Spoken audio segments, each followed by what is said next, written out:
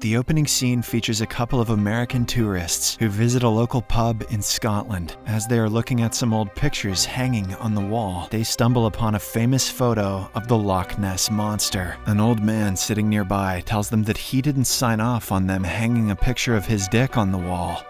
And he's upset. But another old man sitting nearby tells them that the photo is fake and there's more to the story. Eager to learn more about it, they join the elderly man to hear the full story. As the old man begins to narrate the tale, the scene cuts to the flashback to the year 1942 during the Second World War. We are introduced to a young boy, Angus McMorrow, who is seen staring at the ocean. He loves the sea, but is afraid to approach it because he always imagines himself getting drowned. Angus likes to collect the seashells, as he used to do that with his father Charles. Being a sailor in the Royal Navy, Charles is currently away from home, serving his country in the war, and as a result, Angus misses him a lot and always counts the days till his return. One day, the boy discovers a large mysterious egg in the sand. While looking at it curiously, he is found by his mother Anne, who asks him to come back home. He then puts the egg in his bucket and accompanies his mother to their manor house on Loch Ness. As soon as they arrive, Angus rushes to his father's garden shed to hide the mysterious egg. He then washes it and starts peeling off its top layer, revealing a shiny blue-colored layer beneath it. But before he can break it further, his mom calls him, prompting him to leave the egg there and run for dinner. Later that night, a strong rainstorm causes the shed's door to start banging. Angus goes to shut the door, only to discover that the egg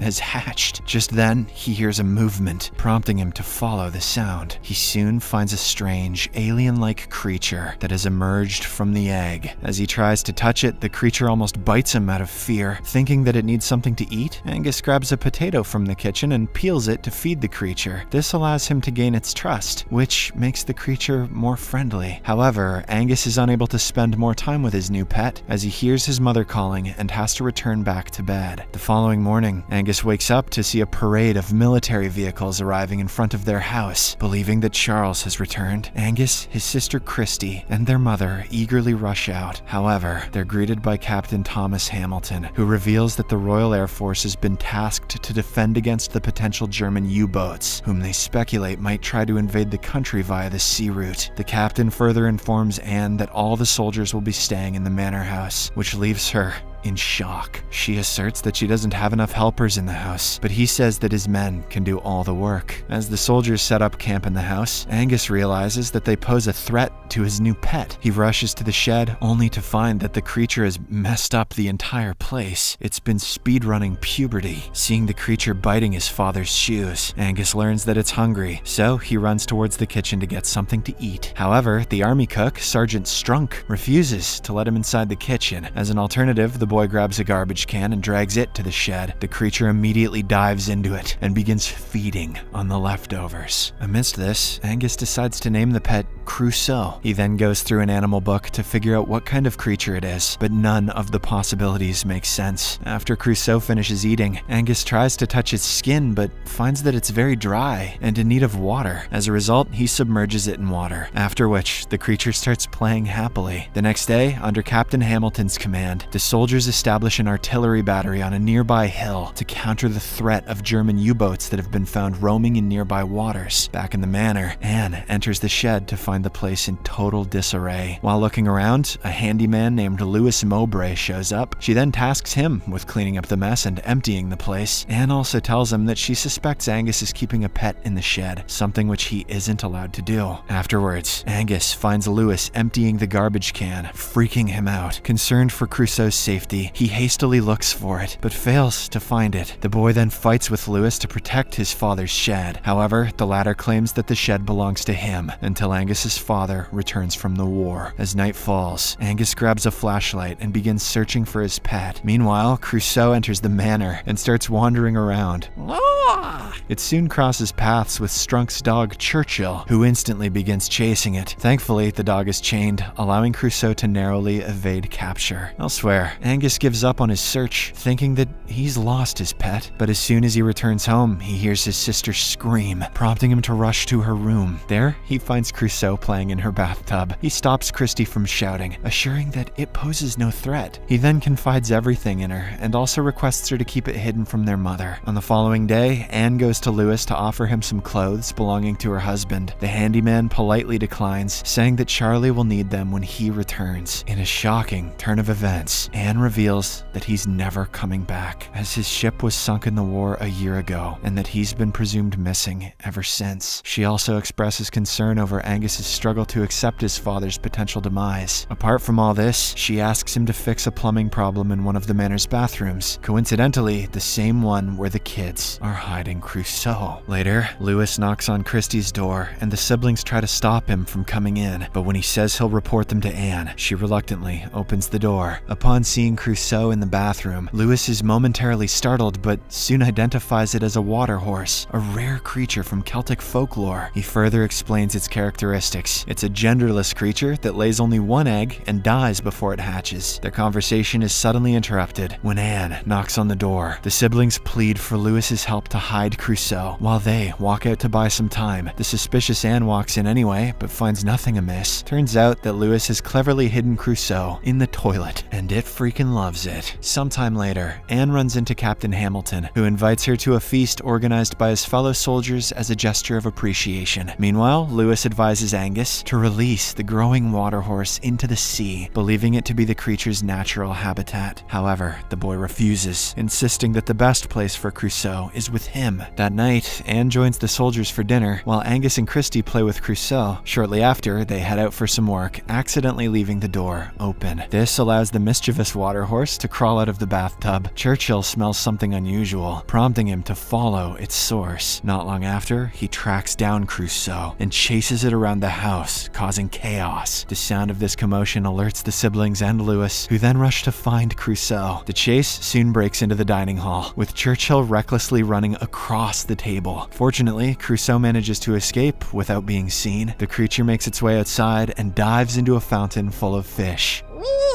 Lewis instructs Angus to go back to his room, as his mother is very angry about what just happened. The boy refuses at first, but when Lewis promises to find Crusoe, he obliges. At dawn, Lewis locates Crusoe, which has now become much bigger in size. He quickly awakens Angus and brings him down to take a look, making him realize that it can't be contained in the manor anymore. As a result, they load the creature on the truck, drive towards the sea, and release it into the water. When Lewis returns back to his shed, he finds Captain Hamilton waiting for him there. The captain orders him to stay away from Angus, proclaiming him to be a bad influence. However, the handyman remains unfazed. In the next scene, we see two fishermen, Jimmy and Huey, fishing in the sea. A short while later, they accidentally hook the water horse that has now become even bigger. Despite being terrified, Huey still wants to catch the creature, as it would bring them a lot of money. However, Crusoe, with its great strength, starts pulling their boat away at high speed. In a desperate bid to save themselves, Jimmy cuts off the fishing line, allowing the creature to swim away. On the other hand, Captain Hamilton takes Angus under his wing and pledges to turn him into a disciplined soldier. But after a few days of training, the boy gets so tired of his oppressive military life that he runs towards the seashore to meet Crusoe. When he doesn't see it, he boards a boat and paddles himself around. A while later, Crusoe reveals himself as a now full-grown water horse, shocking Angus for a moment. The boy then jumps onto its back, and even though he's frightened at first, he eventually begins enjoying the ride around the sea. The water horse also takes him underwater, drowning him instantly.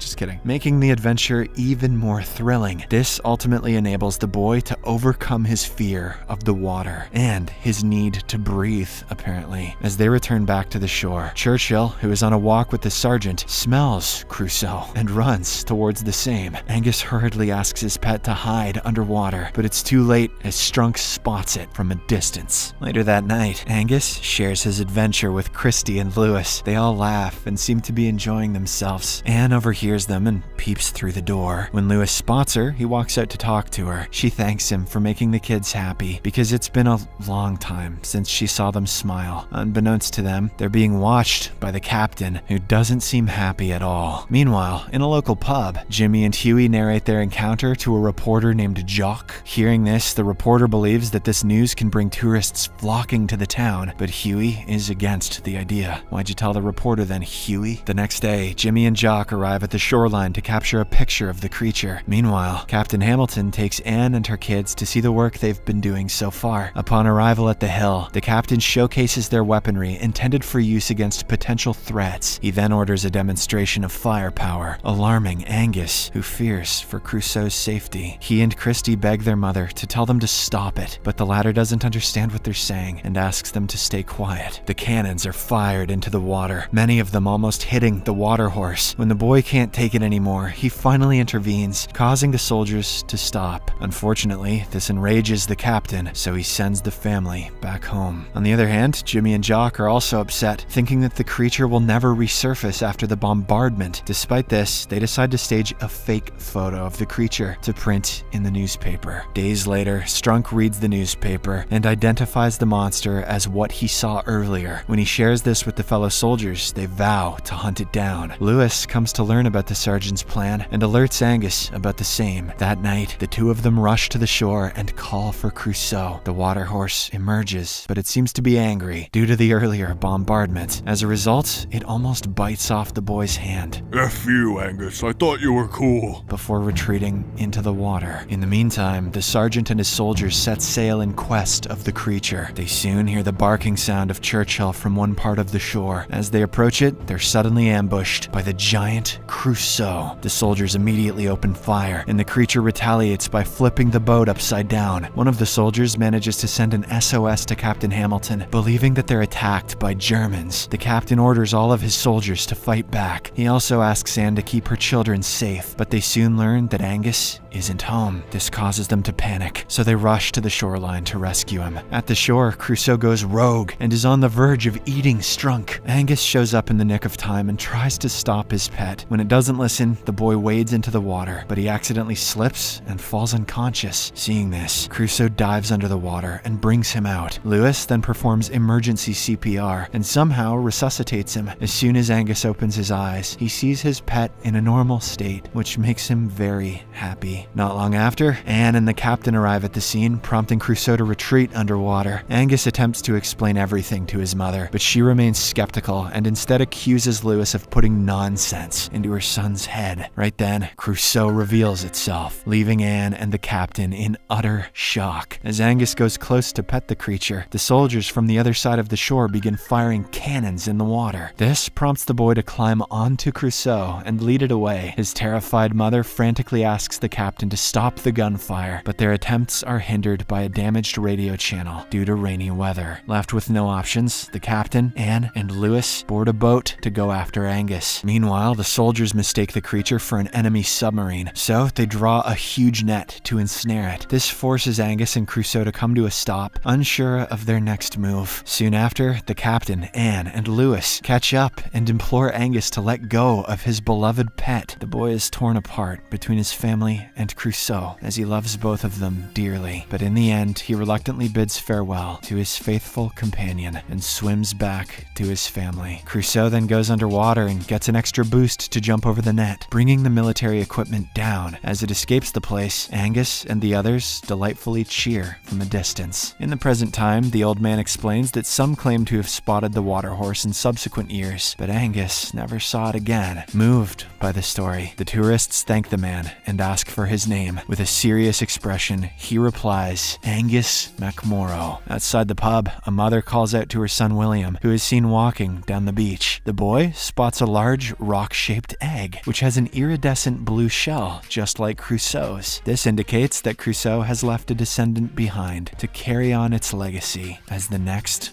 water horse. Subscribe for more videos like this, turn on notifications, and leave a like to help the channel out. Thank you for watching.